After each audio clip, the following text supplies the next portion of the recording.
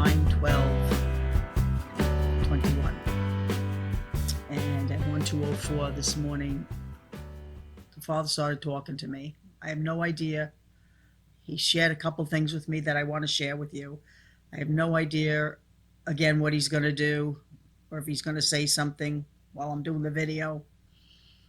But he shared a few things with me. First, he told me to tell you, and he said, Lois, tell them the serious times that they are in. And he said this before, and that we must trust him. He says they must trust me. That's key right there to where you're going to be at in your emotions. You either trust him or you don't. This is the Red Sea moment. The Father is about to do something big to change things up in this country. When Moses set them free by going to Pharaoh and kept telling Pharaoh, let my people go, let my people go, let my people go. Moses, at one point, he kept trusting God. He just kept saying what God told him to do. When things got worse, they got worse. Remember something?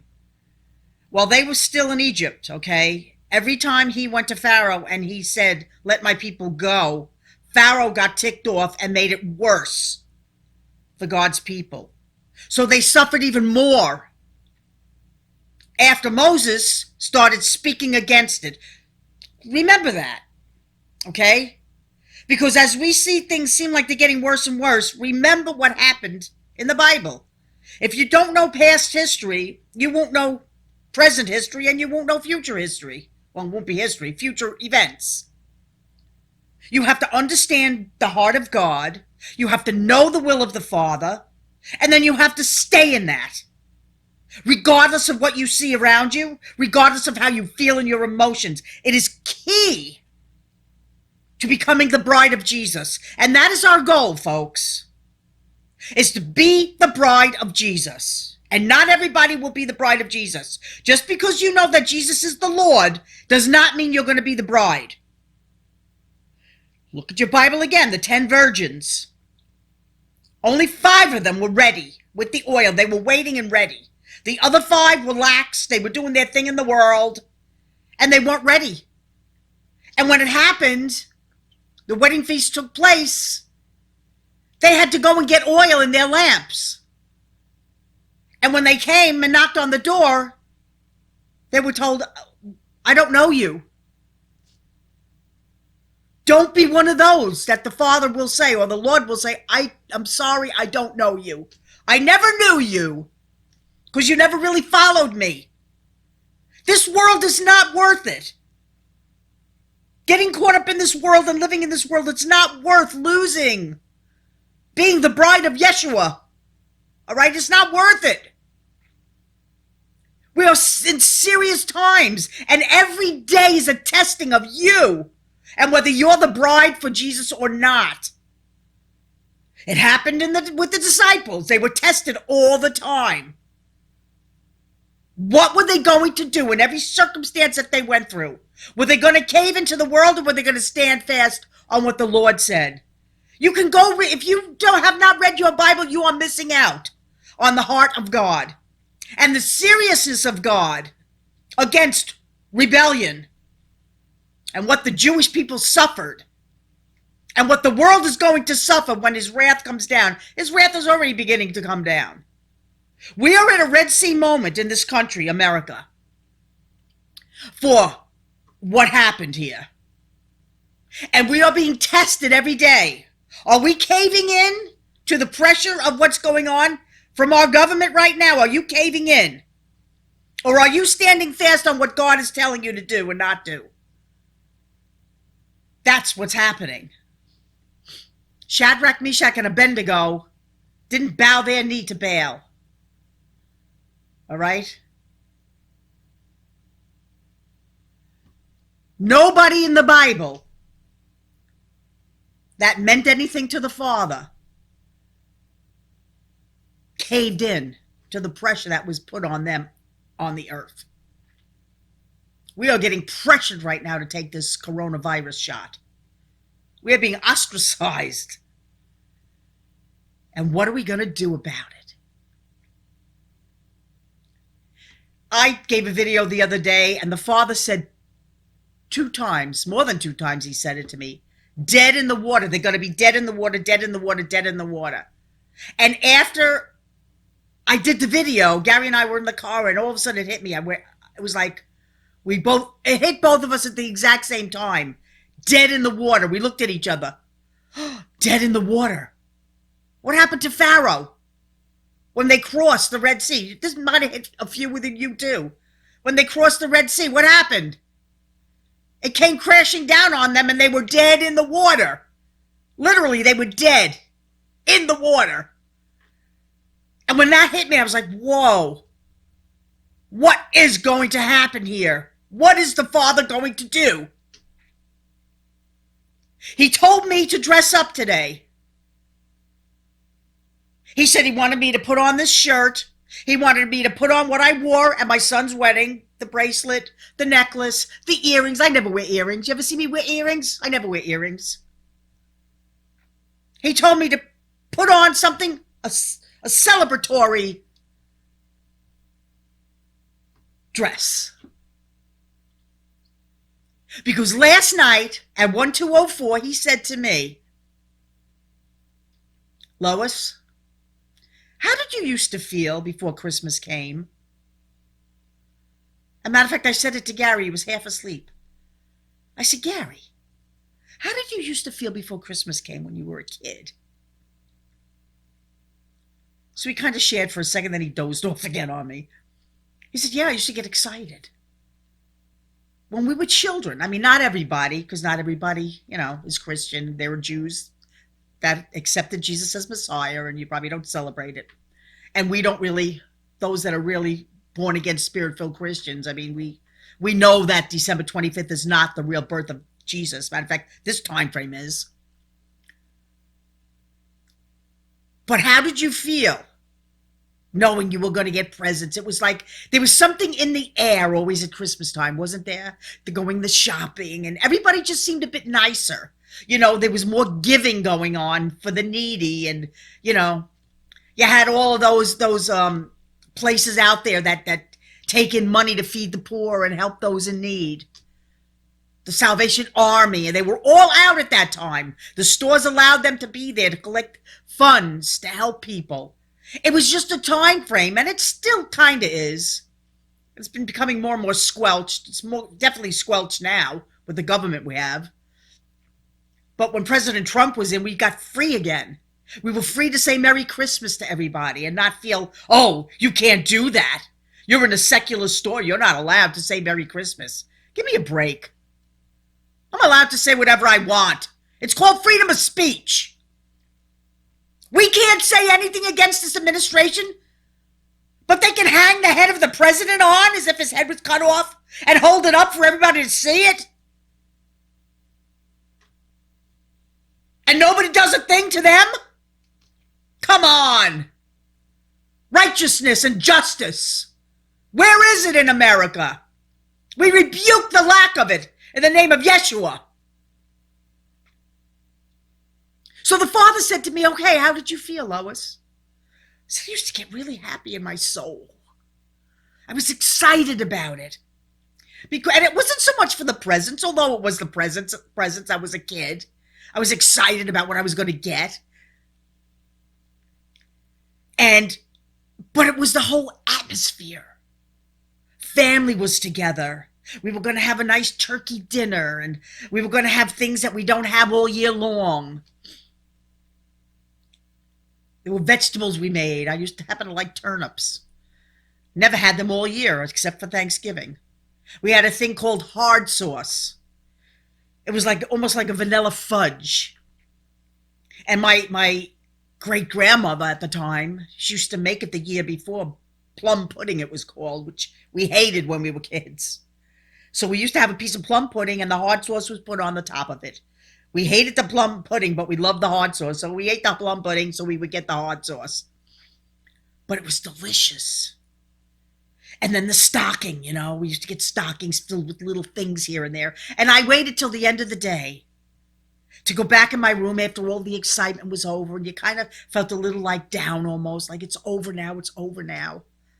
And I used to go in my room, and then I would take my stocking and take the little things out and open the little things in my stocking. My mother used to put little Whitman candies in there, and just little things that were like, wow, wow, wow. It was just exciting as a kid. It was excitement. It was expectation of something good. It was awe. We are in the awe time frame right now. It was the awe of it all. And when you're a kid, believing that Santa Claus was coming and going to bring these presents to you. Wow, why would he do that? It was an awesome feeling you would get. Then we found out that, about Santa. But it was always about Jesus. We knew Jesus was real and was alive. And every prayer that we prayed, my grandmother used to tell me, he hears you, Lois. Jesus hears every prayer you pray, and he will answer you. And I used to say, Grammy, how do you know he will answer me? She says, I know. I just know. And when my grandmother prayed, we knew that God heard her. And we were in awe at my grandmother's prayers that went up to heaven. And the Father heard them. And she was so sure. She was just so sure that he would answer. And let me tell you something. She prayed prayers that were impossible at times. And yet she received her answer. And we were always shocked by it. And then the Lord took her home. And I was like, what am I going to do? I can't ask my grandmother to pray for me. And you know what God said to me? Lois, you can pray. You don't need your grandmother to pray for you. How many of you think you need me to pray for you? Because I have an in with God. You don't need me to pray for you. You can pray. Because God hears your prayers too. I might know the heart of God because I've experienced the Father in many ways in my life. And I hear his voice, yes. But he hears every voice that cries out to him. And let me tell you something. He hears our voices. He hears your cries. He knows. He knows what America's going through. And he also knows what the other countries are going through across the world, those that watch me overseas. He sees your hearts. He feels your hearts. And what is he going to do about it? He's going to save us from destruction. Why? Because he loves us. And first of all, he loves America. And there are more of us than there are of them. Trump won the election. He is our real president. Therefore, there are more of us than of them.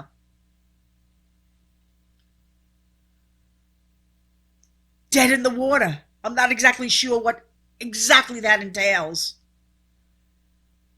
But we are running from Pharaoh right now. We have the gold and the silver.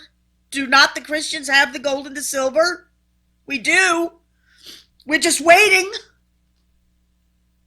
We're running from Pharaoh. Who is Pharaoh? Biden and the administration is Pharaoh. And they're telling us, don't run.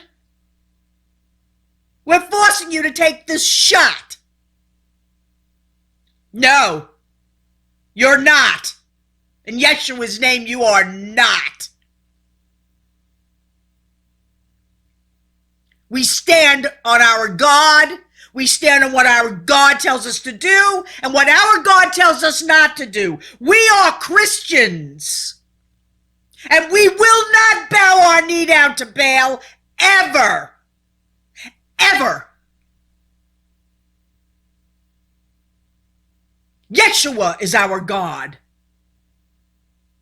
And every knee shall bow and every tongue shall confess that he is Lord.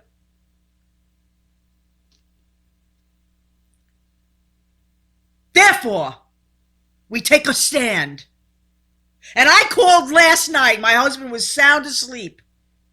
And I sat on my bed and I called for the fire to come down from heaven to consume this evil regime in the name of Yeshua.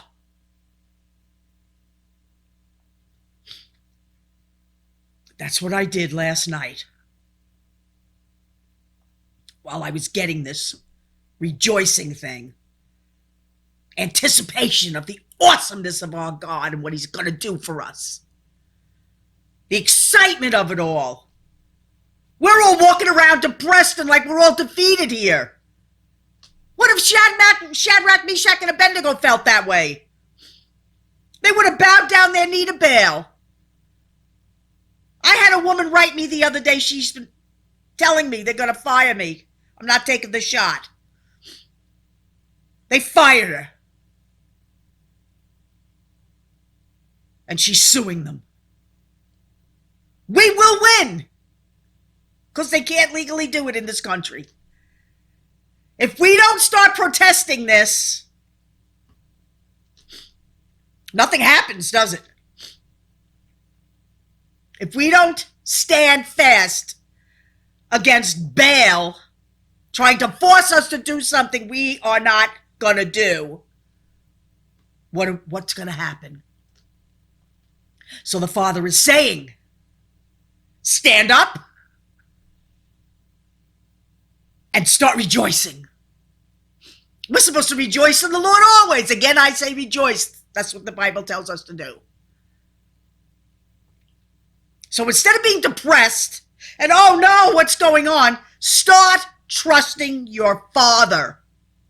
Your Father, your Lord, Yeshua, and the Holy Spirit that's in you to motivate you with faith and belief and power and fire. Don't ever bow your knee to Baal, ever. This is a test, church.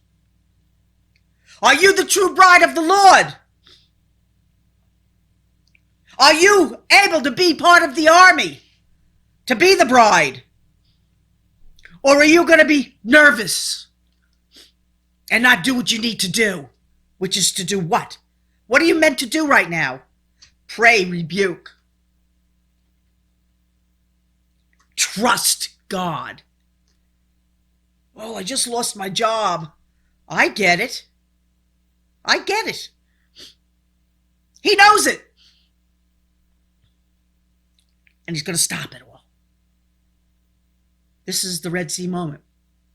Because now we're in a situation where they're coming after us. They're trying to force us. That's what they're doing. And there's always a point where God says, enough, and makes his moves. So let's trust him and see what he's going to do. Do you trust him? Or do you just say it with your mouth? I mean, do you really trust him with your life? No matter what happens. There are Christians being murdered, probably as I'm speaking to you, for the namesake of Jesus. They're trusting him and they're not denying the Lord. We haven't gotten to that in America, and I pray it never will happen here. I believe this country is swinging back to God, and we will get this country back from the evil regime that took over. Because God is involved in this, and he's on our side. And they can do anything they want with all the power they think they have, and God, with the wave of his hand, can stop it all. Just like he did with the Red Sea moment. They were looking like they were going to catch them. Matter of fact, Gary and I just read it. God showed me 2 places in the Bible to confirm what he was talking to me about. Joshua 24:6-7 and Judges 11:16. I just flipped both pages open and turned right to the Red Sea, talking about the Red Sea. You can go check it out. So we found the scriptures where it talks about them coming to the Red Sea and how they were there and how they started getting nervous. What'd you do, lead us here to die? And of course, God parted the Red Sea and they walked across. But they were coming. As they walked across dry land, They also started coming in on dry land, Pharaoh and his army. And then what happened? Here come the waves come crashing down, didn't they? And they were done. They were done. Forevermore, they were done. When this happens, they are going to be done forevermore. You listen to what I'm telling you. This is prophetic. This takeover regime that's been trying to take over America will be done forevermore. It's never again coming back once this happens. And America will be the shining light in this end time frame. Even though judgment's coming on the earth and all these things are going to happen, we will be the light for the world to see that there is salvation for those who believe in Jesus and how God takes care of his people. And he will take care of us. We rebuke this, Father, what's going on in the name of Jesus. I thank you for these words you've given me to talk to the people about. Thank you, Holy Spirit, for speaking to us. We come against coronavirus in Yeshua's name. We come against abortion in Yeshua's name. We come against this evil regime in Yeshua's name. And we come against the forcing of this virus shot upon us in Yeshua's name. Father, we call for the fire. We are all in one mind and one accord, thanking you and rejoicing this day for freedom again. And I'm Lois Vogel-Sharp, and I'll be back when he sends me back again, and have a blessed day.